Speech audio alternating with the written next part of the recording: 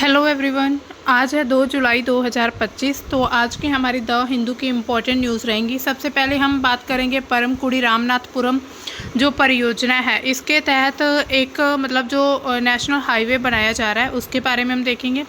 उसके बाद हम बात करेंगे स्टेल्थ फ्रिगेट उदयगिरी, उसको नौसेना में तैनात किया गया है।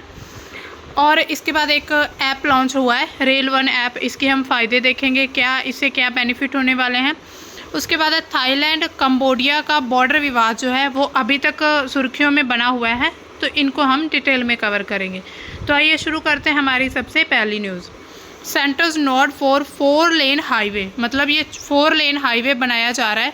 Section to provide easy access to Rameshwaram, मतलब कि रामेश्वरम तक आसानी से पहुंच हो सके, तो उसके थ्रू उसी के लिए 4 लेन हाईवे बनाया जा रहा है और सेंट्रल गवर्नमेंट के द्वारा इसको मंजूरी दी गई है। तो रामेश्वरम तक आसानी से पहुंच के लिए परमकुड़ी रामनाथपुरम खंड ये होगा 46.7 किलोमीटर लेंथ होगी इसकी। इसको 4 लेन जो राष्ट्रीय राजमार्ग है वो बनाया जा रहा है और इस परियोजना को हाइब्रिड एन्यूटी मोड HAM के तहत 1853 करोड़ रुपए की मंजूरी दे दी गई है। यहाँ पर आप देख सकते, ये होता है 4 लेन, 1, 2, 3 और 4, ये है 4 लेन। तो इतना बड़ा हाईवे बनाया जाएगा। अब देखिए, रामेश्वरम को मुख्य भूमि से जोड़ने वाला एक नया पंबन रेल पुल जो अभी बनाया गया था, भारत का पहला वर्टिकल लिफ्ट समुद्री पुल था। 6 अप्रैल 2025 को इसका उद्घाटन हुआ था और ये 2.8 किलोमीटर लंबा पुल था। भारतीय इंजीनियरिंग का एक शानदार नमूना था। इसका अप्रैल में उद्घाटन हुआ था। अब उसके लिए एक रोड बनाया जा रहा है, हाईवे। अब देखिए, परमकुड़ी रामनाथपुरम परियोजना क्या है, एक 4 लेन राष्ट्रीय मार्ग बनाया जा रहा है, जिससे क्या होगा कि रामेश्वरम जो एक वहाँ का धार्मिक स्थल है तमिलनाडु की साइड, तो उसका साउथ इंडिया का, तो उस तक जो पहुँच है उसको आसानी से पहुँच को बढ़ाया जा सके, तो इसके लिए। और इसकी लागत करीब 1853 करोड़ रुपए होगी, जो कि सेंट्रल गवर्नमेंट के द्वारा दी गई है।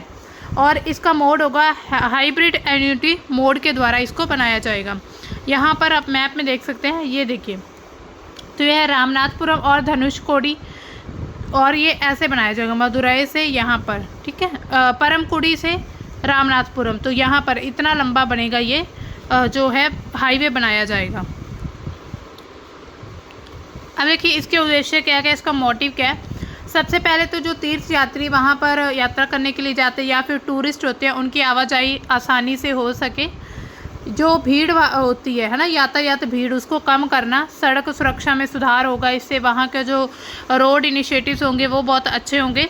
क्षेत्र में व्यापार, आर्थिक गतिविधियों को बढ़ावा दिया जाएगा। तो ये सभी इसके मोटिव्स हैं। तो रोड इंफ्रास्ट्रक्चर जो तमिलनाडु, उसको बूस्ट करने के लिए इसको मंजूरी दी गई है। और व्हीकल की इस पर average speed 48 kilometre per hour रहेगी। उससे ज़्यादा 48 से 80 के बीच रहेगी। अगर उससे ज़्यादा होती तो आपको पता ही, चालान वगैरह हो जाते हैं। और जो ट्रैवल टाइम है उसको रिड्यूस करने के लिए, जहाँ पर 60 मिनट लगते थे अब वहाँ पर 35 मिनट्स लगेंगे। तो इसके लिए ये बहुत सारे फ़ायदे होने वाले हैं। अब देखिए, हाइब्रिड एन्यूटी मोड क्या होता है, HAM। ये भारत में राष्ट्रीय राजमार्ग जो होते हैं उनको और बुनियादी ढांचा परियोजना के विकास के लिए एक सार्वजनिक निजी भागीदारी, यानी कि पब्लिक प्राइवेट पार्टनरशिप, तो इसके तहत एक बिल्ड, ऑपरेट, ट्रांसफ़र और engineering, procurement and construction model का एक मिशन है। बोट और EPC का एक मिशन, इसको कोलैब करके ये PPP मॉडल पर कोई भी जो राजमार्ग होते हैं या बुनियादी ढांचा उसको तैयार किया जाता है। इसे सड़क परियोजना में निजी निवेश को क्या होगा, बढ़ावा दिया जाएगा और जो भी जोखिम है उसको संतुलित करने के लिए डिज़ाइन किया गया था। इसकी विशेषताएं क्या हैं HAM की। 40% लागत जो है केंद्र सरकार के द्वारा दी जाती है। निर्माण चरण के दौरान ठेकेदार को चरणबद्ध तरीके से भुगतान किया जाता है। एक बार में पूरी रकम नहीं ट्रांसफ़र की जाती ठेकेदार को, थोड़ी थोड़ी करके। पहले 40% दी जाती है, फिर 60% लागत जो होती है वो दी जाती है।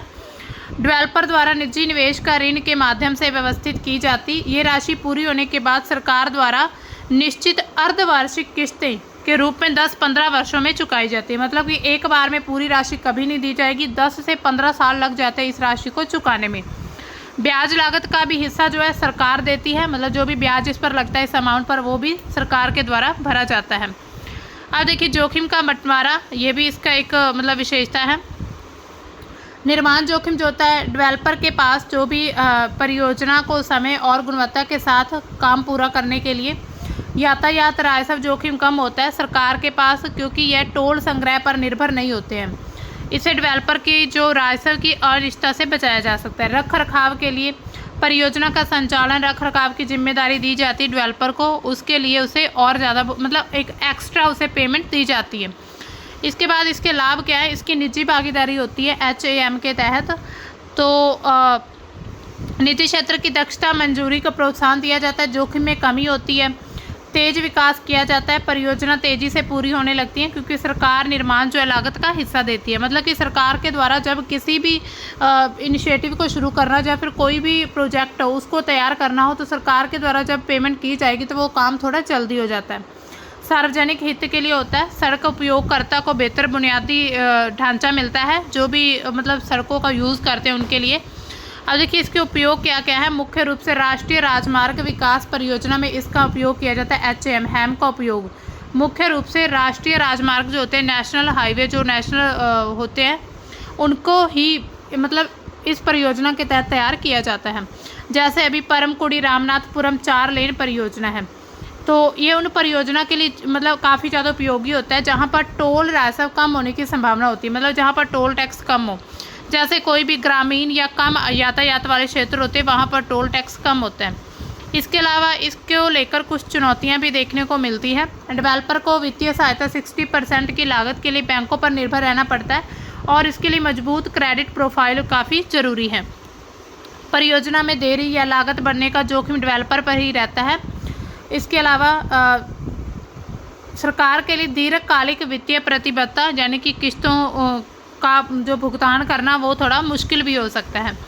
अब देखिए परमकुड़ी रामनाथपुरम परियोजना में HAM का क्या मतलब इसके संदर्भ में इसकी जो लागत है 1853 करोड़ रुपए है। 40% लगभग मान लीजिए 741 करोड़ रुपए केंद्र सरकार द्वारा निर्माण के दौरान चुकाया जाता है जब निर्माण हो जाता है। इसके बाद 60% जो है उसका निवेश किया जाता है और सरकार बाद में इसको किस्तों में इंस्टॉलमेंट में चुकाएगी।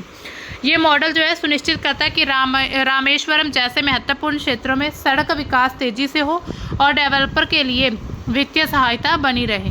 तो ये सभी इसमें फ़ायदे होते हैं। हमारी सेकंड न्यूज़ है navy induct second indigenous stealth frigate in record time. मतलब कि जो इंडियन नेवी है उनको INS इंडियन नेवल शिप जो है उसको उदयगिरी उसको अभी कंडक्ट किया गया है यहाँ पर 1 जुलाई 2025 को प्रोजेक्ट 17A के तहत। इसको भी हम समझेंगे प्रोजेक्ट 17A क्या होता है। उसके तहत दूसरा जो स्वदेशी स्टेल्थ फ्रिगेट है INS उदयगिरी उसका नाम है, उसको शामिल किया गया और रिकॉर्ड 37 महीनों में Mazagon Dock ship builders Limited Mumbai द्वारा बनाया गया था। मतलब इसको 37 मंथ लगे थे इसको तैयार करने में और इसको MDL कंपनी है जो बनाने वाली उसके द्वारा तैयार किया गया है। यहाँ पर आप देख सकते हैं ये है उदयगिरी और इसका ये उद्घाटन की पिक है। ये जो जहाज़ है ये ब्लू वाटर संचालन के लिए डिज़ाइन किया गया है। पारंपरिक गैर पारंपरिक समुद्री खतरों से निपटने में सक्षम है। अपने जो पूर्ववर्ती अपने INS उदयगिरी जो कि एक स्टीम शिप था और 2007 में डीक मिशन इसका आधुनिक अवतार है। अब देखिए इसकी विशेषताएं क्या क्या है। सबसे पहले तो इसमें स्टेल्थ और डिज़ाइन। स्टेल्थ क्या होता है कि अपने आप को छुपा कर रखने की एक काबिलियत जो होती है, मतलब इसको कोई भी और आसानी से इसको राडार पर ये नहीं आता है। प्रोजेक्ट 17A के तहत जहाज़ों में उन्नत स्टेल्थ विशेषता है जिसमें राडार क्रॉस सेक्शन को कम करने के लिए जियो सम्मित हल और इंटीग्रेटेड कंस्ट्रक्शन तकनीक शामिल है जिससे निर्माण समय कम हुआ है। मतलब कि इसको कम समय में निर्माण किया गया है।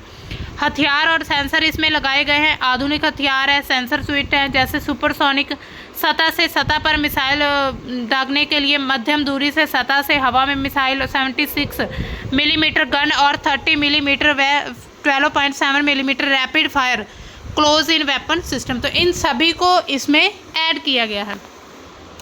प्रणोदन इसका संयुक्त डीजल और गैस प्रणाली जिसमें डीजल इंजन और गैस टरबाइन शामिल होते हैं। इसको नियंत्रित पिच प्रोपेलर और एकीकृत प्लेटफॉर्म प्रबंधन प्रणाली के साथ काम करते। तो इसको मतलब दो कंपनीज को आपस में कोलैब करके इनके द्वारा प्रणोदन इसकी जांच वगैरह की जाती है।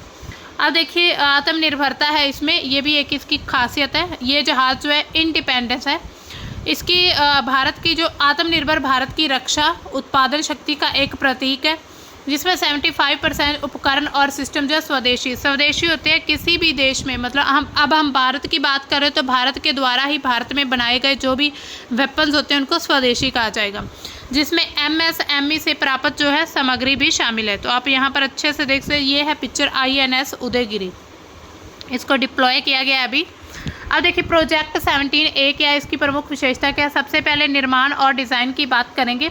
कुल जहाज जितने हैं, मतलब इसके तहत बनाए गए हैं 7 फ्रिगेट्स, जिसमें 4 का निर्माण Mazagon dock ship builders limited यानी कि MDL द्वारा किया गया है मुंबई, और 3 का निर्माण garden rich ship builders and engineering GRSE Kolkata में हो रहा है। मतलब 4 का निर्माण किया जा चुका है और 3 का निर्माण अभी होना बाकी है।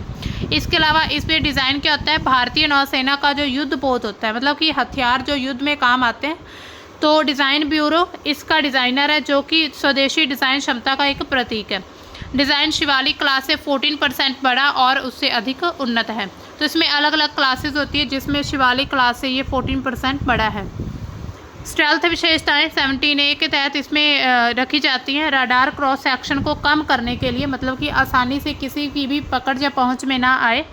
जियो सम्मित हल और उन्नत स्टेल्थ तकनीक है। जहाज़ों में इंटीग्रेटेड कंस्ट्रक्शन इसका उपयोग किया गया है। निर्माण समय और लागत में फिर कमी आती है, मतलब कि आसानी से थोड़ा कम लागत में भी बन जाता है।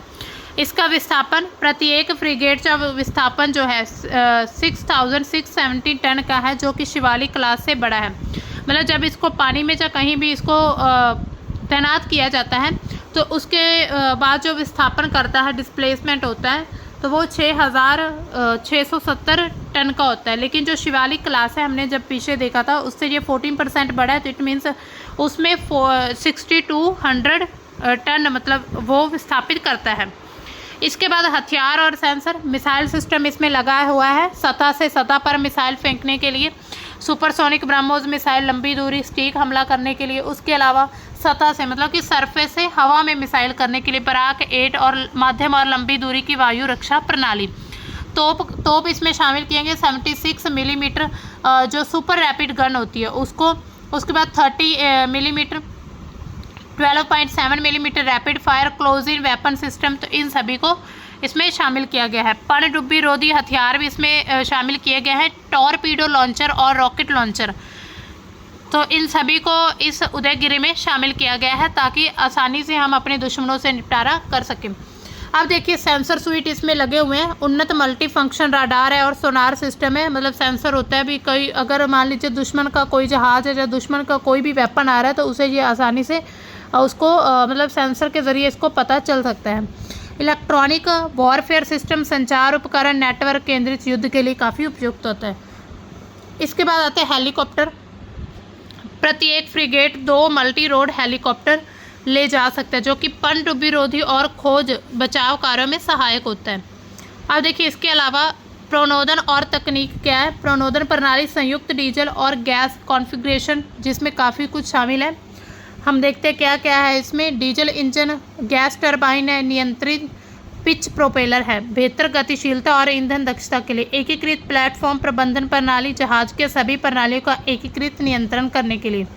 ऑटोमेशन है, यानी कि ऑटोमेटिक है, उच्च सत्र का संचालन करने के लिए, जिससे चालक दल की संख्या कम होकर भी लगभग 150 से 200 कर्मियों तक सीमित हो गई है। मतलब जो इसको चलाने वाले या इसको मतलब कि फंक्शन करने वाले जो भी इसमें चालक होते हैं ना, पायलट वगैरह, तो उनकी जो ये जो संख्या है वो कम कर दी गई है। इसका स्वदेशीकरण किया गया है, मतलब कि भारत में ही इसको बनाया गया है। जहाज़ों में 75% से अधिक उपकरण स्वदेशी और सिस्टम सारा कुछ इंडिजीनियस होता है। जिसमें क्या कुछ ब्रह्मोस मिसाइल है जो कि भारत रूस संयुक्त उद्यम है। बराक 8 मिसाइल भारत इजराइल सहयोग से बनाई गई है। स्वदेशी sonar, radar, electronics warfare system DRDO और BEL द्वारा विकसित किया गया। MSME के योगदान है। छोटे मध्यम उद्योगों से उपप्रणालियाँ और सामग्री प्राप्त की गई है। स्वदेशी स्टील है, इसमें लगाया गया डिफेंस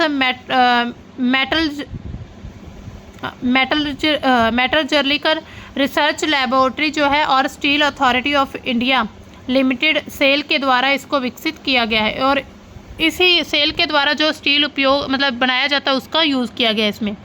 इसके अलावा निर्माण प्रगति क्या है, पहला जहाज़ जो बनाया गया था INS नीलगिरी था, मई 2024 में इसको कमीशन किया गया था। दूसरा जहाज़ INS उदयगिरी जो अभी इसको कमीशन किया गया है, 37 महीनों में इसको बनाया गया है। उसके बाद जो बाकी 5 फ्रिगेट जैसे कि INS तारागिरी है, मल्हार है, 2026 के अंत तक उनको भी कमीशन किया जाएगा। इसके अलावा निर्माण दक्षता MDL जो है और GRSC ने मॉड्यूलर निर्माण 2 डिजिटल डिज़ाइन तकनीकों का उपयोग करके निर्माण 60 महीनों से निर्माण का जो समय घटाकर 36 से 42 महीनों तक कर दिया गया है। तो ये सभी इसकी निर्माण की प्रगति। इसके अलावा रणनीतिक महत्व क्या है इसका, ब्लू वाटर नेवी, ये जो फ्रिगेट्स हैं जो बनाए जाते हैं 17A प्रोजेक्ट के तहत लंबी दूरी के समुद्री अभियानों के लिए डिज़ाइन किए जाते हैं। हिंद महासागर क्षेत्र में जो इंडियन ओशन रीजन है भारत की रणनीतिक उपस्थिति को काफ़ी मजबूत करते हैं। मल्टी रोड क्षमता है इसमें, पनडुब्बी रोधी, सतह रोधी, हवाई रक्षा में सक्षम होते हैं। जहाज पारंपरिक गैर पारंपरिक खतरे, समुद्री डकैती, आतंकवाद से निपट सकते हैं। चीन पाकिस्तान के खिलाफ रणनीति तैयार की जा रही है, जैसे चीन अभी भारत को चारों तरफ से घेरे जा रहा है तो भारत जो है इंडियन ओशन का रीजन अपना सुरक्षित करना चाहता है। उसके अलावा जो निर्यात क्षमता है, जहाज़ों की उन्नत तकनीक, स्वदेशी डिज़ाइन, भारत में जो भी रक्षा निर्यात बाजार में काफ़ी ज़्यादा मजबूत है। अब इसका आर्थिक और औद्योगिक प्रभाव क्या है, रोजगार सृजन होगा इससे। परियोजना ने हज़ारों प्रत्यक्ष और अप्रत्यक्ष रोजगार उत्पन्न किए, खास करके MSME के क्षेत्र, जहां पर जो इसका स्टील या फिर कोई भी जो निर्माण के लिए जो भी पार्ट्स वगैरह यूज़ होते हैं है ना, तो उसके लिए लोगों को काफ़ी रोजगार मिला है। तकनीकी उन्नति है हुई है इससे, स्वदेशी डिज़ाइन किया गया, निर्माता ने प्रतिस्पर्धा बनाया है। उसके अलावा भारत के जो शिप बिल्डर्स हैं उद्योगों को वैश्विक सत्र पर उनको मतलब कॉम्पिटिटर के रूप में पेश किया है। निजी क्षेत्र की भागीदारी जैसी L&T, BEL और अन्य निजी कंपनियों सभी ने इसके विकास में योगदान दिया है। इसके अलावा कुछ चुनौतियां हैं जैसे कि आयात निर्भरता है, कुछ महत्वपूर्ण उप प्रणालियाँ जैसे कि गैस टरबाइन, राडार अभी भी विदेशों से मंगवाए जाते हैं। हालांकि स्वदेशीकरण बढ़ाया जा रहा है लेकिन फिर भी समय पर डिलीवरी करना भी काफ़ी ज़्यादा चुनौती होती है। जो मतलब कि हम किसी और कंट्री से जब इंपोर्ट करते हो तो वहाँ पर हो सकता है किसी तकनीकी कारण से या कुछ जहाज़ की डिलीवरी को जो है वो प्रभावित किया जाता है, लेकिन MDL और GRSC ने इसे सुधार दिया है। लागत प्रबंधन, उच्च लागत को नियंत्रित करने के लिए मतलब इसमें जो लागत खर्च आता है उसको कंट्रोल करने के लिए मॉड्यूलर निर्माण और स्वदेशी उपकरणों पर जोर दिया जा रहा है।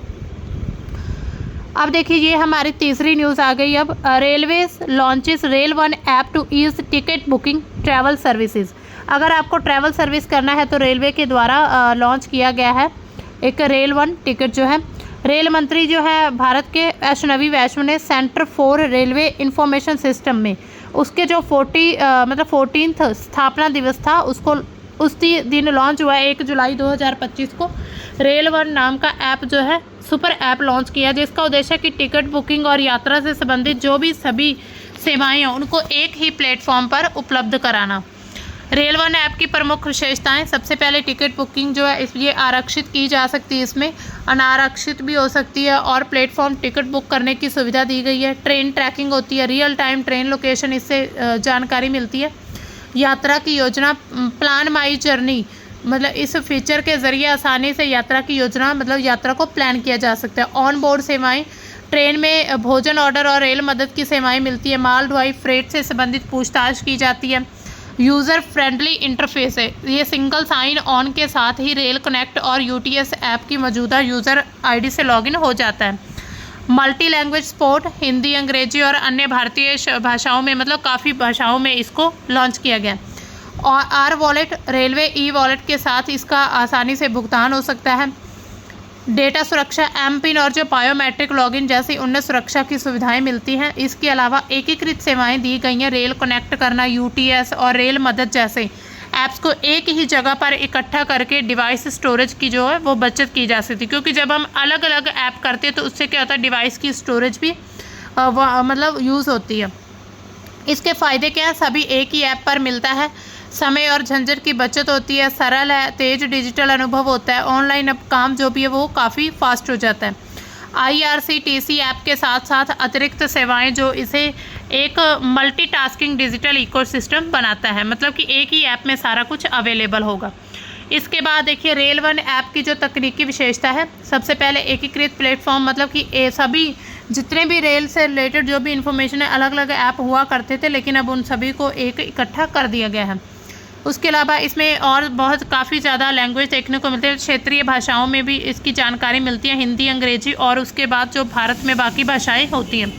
उसके बाद उन्नत सुरक्षा सुविधाएं मिलती है, एमपिन को सिक्योर रखा जाएगा, बायोमेट्रिक लॉगिन होता है, मतलब आपके फ़ोन से कोई भी ऐसे लॉगिन करके टिकट बुक या कुछ भी नहीं कर सकता।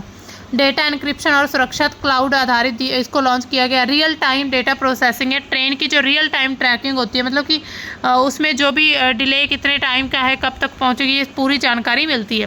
भुगतान का इंटीग्रेशन जो है आर वॉलेट को इसमें ऐड किया गया है, जिसको डिजिटल रेलवे का जो डिजिटल वॉलेट है उसको तेज और सुरक्षित बनाने के लिए UPI, debit, credit card, net banking जैसे कई भुगतानों को इसमें शामिल किया गया है। उसके अलावा QR कोड आधारित टिकट बुकिंग भी की जा सकती है। क्लाउड आधारित आर्किटेक्चर इसमें है, scalable high performance cloud infrastructure जो कि लाखों यूज़र को एक साथ हैंडल कर सकता है। तेज डेटा रिट्रीवल और न्यूनतम लोडिंग की जाती है इसमें। यूज़र फ्रेंडली इंटरफेस है, आधुनिक सहज डिज़ाइन किया गया है, नेविगेशन को आसान बनाता है। प्लान माई जर्नी के तहत आप प्लान करके यात्रा को अपनी सुगम बना सकते हैं। ऑफलाइन मोड में सीमित कार्यक्षमता है, क्रॉस प्लेटफॉर्म उपलब्ध है एंड्रॉयड पर, मतलब कि प्ले स्टोर एंड्रॉयड पर मिलता है और iOS पर ऐप स्टोर में जाकर दोनों पर ही उपलब्ध है। विभिन्न डिवाइस रेजोल्यूशन और ऑपरेटिंग सिस्टम के लिए इसको मतलब लॉन्च किया गया है। अब देखिए API और थर्ड पार्टी एकीकरण है इसमें। IRCTC और CRIS centre for railway information system और अन्य रेलवे सिस्टम के साथ इसको कोलैब करके बनाया गया है। ऑन बोर्ड भोजन सेवाएं मिलती हैं, माल ढुलाई पूछताछ के लिए थर्ड पार्टी सर्विस प्रोवाइडर्स के साथ दी जाती है। डेटा एनालिटिक्स और AI को यूज़ किया गया। यूज़र व्यवहार कैसा है, प्राथमिकताओं के आधार पर व्यक्तिगत सुझाव दिए जाते हैं, जैसे कि ट्रेन का विकल्प या ऑफर वगैरह दिए जाते हैं। यात्रा पैटर्न विश्लेषण के लिए AI से संचालित इसको किया जाता है। ऑफलाइन और लो कनेक्टिविटी सपोर्ट, कम इंटरनेट कनेक्टिविटी वाले क्षेत्रों में भी टिकट बुकिंग ट्रैकिंग के लिए ये काफ़ी अनुकूल है, मतलब वहाँ पर भी इसको यूज़ किया जाता है आसानी से। कैश्ड डाटा और ऑफलाइन टिकट स्टोरेज होता है इसमें। नोटिफिकेशन सिस्टम, इसके ज़रिए आपको नोटिफिकेशन भी भेजा जाएगा, कोई भी ट्रेन का स्टेटस है या ट्रेन कंफर्मेशन या फिर ऑफ़र की जानकारी आपको SMS के थ्रू दी जाएगी।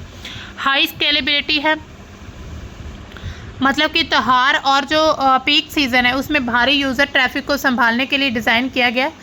लोड बैलेंसिंग और रियल टाइम डेटा प्रोसेसिंग के लिए क्लाउड नेटिव तकनीक का यूज़ हुआ है। ऊर्जा दक्षता ऐप का जो हल्का डिज़ाइन डिवाइस की बैटरी स्टोरेज की खपत को कम करता है, मतलब कम MB में ये ऐप आपको मिल जाएगा। अनावश्यक डेटा ट्रांसमिशन को कम करने के लिए ऑप्टिमाइज्ड कोड लगाया जाता है इसमें, मतलब कि जो हमें डाटा ज़रूरी नहीं है उसको फिर ऑप्टिमाइज़ किया जाएगा। अब हमारी जो लास्ट न्यूज़ है आज की fourth news, long running border feud between Cambodia Thailand flares up once again, मतलब कंबोडिया थाईलैंड के बीच जो सीमा को लेकर विवाद चल रहा था, लेकिन एक बार फिर से वो उभर चुका है। अब देखिए इनका ये बॉर्डर कॉन्फ्लिक्ट है, आप पहले प्लेस देखिए, ये है कंबोडिया और ये है थाईलैंड। तो आप देख सकते हैं तो यहीं पर एक मंदिर है, तो उसको लेकर ये विवाद चलता रहता है। चर्चा में क्यों है? जो कंबोडिया थाईलैंड का जो विवाद है काफ़ी लंबे समय से सुर्खियों में रहा है। विवाद जो है मुख्य रूप से ये मंदिर है प्री विहार मंदिर और आसपास के क्षेत्र जैसे कि मोएन थोम या फिर मोएन तोच, ताकब्रे और एमराल्ड ट्रायंगल और लाओस की सीमा का त्रिकोणीय क्षेत्र है, उसको लेकर विवाद है। विवाद की जड़ें 20वीं सदी की शुरुआत में फ्रांसीसी औपनिवेशिक शासन, मतलब जब फ्रांसीसियों का यहाँ पर प्रभाव था तो उसके दौरान ही ये सीमा समझौता किया गया था, लेकिन अब इसमें विवाद देखने को मिलते हैं। 1907 से लेकर इसको विवाद को माना जा रहा है, मतलब तब से ये चला आ रहा है। यहाँ पर आप देख सकते ये है प्री विहार मंदिर, थाईलैंड कहता है ये हमारा एरिया और कंबोडिया कहता है ये हमारा एरिया, तो इसी को लेकर ये विवाद है। 28 मई 2025 को एक सशस्त्र झड़प हुई थी। इस तारीख को दोनों देशों की जो सेना उनके बीच एमराल्ड ट्रायंगल क्षेत्र में गोलीबारी हुई और कंबोडिया सैनिक की मौत हो गई। कंबोडिया ने यह दावा किया कि थाई सेना ने उनकी चौकी पर हमला किया और थाईलैंड कहता है कि ये जवाबी कार्रवाई थी क्योंकि कंबोडियाई सैनिकों ने पहले हथियारों का इस्तेमाल किया था। तो अब दोनों देश एक दूसरे पर ब्लेम लगा रहे हैं। अब देखिए, फ़ोन कॉल एक लीक हुआ था। थाईलैंड की जो प्रधानमंत्री पाइतोंगतान शिनवात्रा है और कंबोडिया के जो पूर्व नेता है वहाँ पर हुन सेन, उनके बीच एक फ़ोन कॉल हुई थी और उसके लीक होने से विवाद ज़्यादा बढ़ गया है। इस कॉल में पाइतोंगतान ने एक थाई सैन्य कमांडर की आलोचना की है और हुन सेन को अंकल कहकर संबोधित किया है, जिससे क्या हुआ कि थाईलैंड में उनकी कमज़ोरी राष्ट्रीय हितों के खिलाफ माना जाता है। इससे थाईलैंड में उनके खिलाफ जो है विरोध प्रदर्शन किए जा रहे हैं। तो ये है, आप देख सकते हैं, पाइतोंगतान का ये मतलब वहाँ की पीएम है थाईलैंड की। इनका निलंबन कर दिया गया था 1 जुलाई 2025 को। थाईलैंड के संवैधानिक न्यायालय ने पाइतोंगतान को नैतिकता जांच के लिए निलंबित कर दिया। ये कदम लीक हुए फ़ोन कॉल और सीमा विवाद के प्रबंधन में उनकी जो कथित नाकामी है उसके कारण उठाया गया है। मतलब इस पर जो जांच है उसको निलंबित कर दिया गया है। अब देखिए, इसके अलावा क्या कदम उठाए जा रहे हैं। प्रतिशोधात्मक कदम है जो थाईलैंड के द्वारा थाई सेना ने कंबोडिया के साथ 7 प्रांतों में सीमा पार को बंद कर दिया गया है। 7 जो वहाँ पर स्टेट्स प्रांत हैं, केवल छात्र और चिकित्सा आपातकाल वाले लोगों को ही छूट दी गई है। पर्यटक और व्यापारियों पर प्रतिबंध लगाया गया। कंबोडिया में जुआ खेलने जाने वाले लोगों पर भी रोक लगाई गई है। इसके अलावा कंबोडिया ने क्या कदम उठाए हैं। कंबोडिया ने थाई फिल्मों टीवी शो पर प्रतिबंध लगा बैन कर दिया गया। थाईलैंड से जो भी फल, सब्जियां, ईंधन, गैस को रोक दिया गया। दोनों देशों के बीच इंटरनेट जो बैंडविड्थ है उसको बंद कर दिया गया। अब देखिए, अंतर्राष्ट्रीय कोर्ट में अपील की गई थी। कंबोडिया ने की थी 15 जून 2025 को। विवादित क्षेत्र जैसे कि ता मुएन थॉम या ता मुएन चो, ता कब्रे और एमराल्ड ट्रायंगल, इस पर अंतर्राष्ट्रीय न्यायालय ने फैसला मांगा था। थाईलैंड ने आईसीजे के अधिकार क्षेत्र को मानने से इनकार कर दिया और द्विपक्षीय बातचीत को प्राथमिकता दी। उन्होंने कहा कि हम अभी दोनों कंट्रीज आपस में बैठकर ही बात करेंगे। तो वो उन्होंने इंटरनेशनल कोर्ट ऑफ जस्टिस की जो भी अधिकार क्षेत्र है उनको मानने से इनकार कर दिया। वर्तमान स्थिति क्या है। दोनों देशों में राष्ट्रवादी भावनाएं भड़क रही हैं। थाईलैंड में हज़ारों लोग बैंकॉक में पाइतोंगतान के इस्तीफे की मांग भी कर रहे हैं। कंबोडिया में सरकार समर्पित रैलियां में हज़ारों लोग शामिल हुए हैं। सीमा विवाद में सरकार सेना के समर्थन में थे। दोनों देशों ने सीमा पर सैन्य उपस्थिति बढ़ा दी। हालांकि 8 जून को डी एस्केलेशन के लिए सैनिकों को पिछले साल सहमति वाले स्थानों पर वापस भेजने की कोशिश की गई थी। पर्यटन व्यापार में काफ़ी ज़्यादा असर पड़ता है अगर किसी भी कंट्रीज़ के बीच जो विवाद होता है। कंबोडिया में सीमा पार पर्यटन में कमी आई है। थाईलैंड के सीमा बंद करने से व्यापार जो है वो काफ़ी प्रभावित हो चुका है। ऐतिहासिक पृष्ठभूमि क्या है कि प्री विहार मंदिर जो उसको 1962 में आईसीजे ने कंबोडिया को सौंप दिया था, जिसे थाईलैंड ने पूरी तरह स्वीकार नहीं किया था उस समय पर भी। 2013 में आईसीजे ने फिर से कंबोडिया के पक्ष में फैसला सुनाया था और थाईलैंड को ये फैसला मंजूर नहीं था। 2008 और 2011 में भी इस क्षेत्र में काफ़ी ज़्यादा लड़ाइयाँ हुई थी जिसमें कई लोग मारे गए थे। फ्रांसीसी औपनिवेशिक प्रशासन 1907 में जब बनाया गया था तो नक्शे को कंबोडिया अपनी दावेदारी का आधार मानता है, जबकि थाईलैंड जो कहता है वो कहता है कि ये ऐसा गलत है। इसके अलावा क्षेत्रीय प्रभाव क्या है। विवाद जो है एशियन की मध्यस्थता क्षमता क्षेत्रीय एकता के लिए एक चुनौती बना हुआ है। पाइतोंगतान ने फ्रांस के राष्ट्रपति जो मैक्रो से बात की और शांतिपूर्ण समाधान की प्रतिबद्धता जताई है, जिसमें थाईलैंड कंबोडिया संयुक्त सीमा आयोग उसके माध्यम से बातचीत करना भी शामिल है। कंबोडिया के सीनेट अध्यक्ष हुन सेन ने दावा किया कि उनके पास चीनी हथियार है जो कि बैंकॉक तक पहुंच सकते हैं। तो वो अपनी तरफ से धमकियां दिए जा रहा है, लेकिन चीनी विश्लेषकों का कहना है कि बीजिंग इस विवाद में हस्तक्षेप नहीं करेगा। तो चीन वाले लोग कहते हैं कि हम इसमें हस्तक्षेप नहीं करेंगे, लेकिन हो सकता है इनडायरेक्टली चीन भी हमें दिख जाए। तो दोस्तों, ये थी हमारी आज की द हिंदू के इम्पॉर्टेंट टॉपिक्स। आई होप आपको अच्छे से समझ आ गए होंगे। तो मिलते हैं हम अपनी कल की न्यूज़ के साथ। तब तक के लिए बाय। Thanks for watching.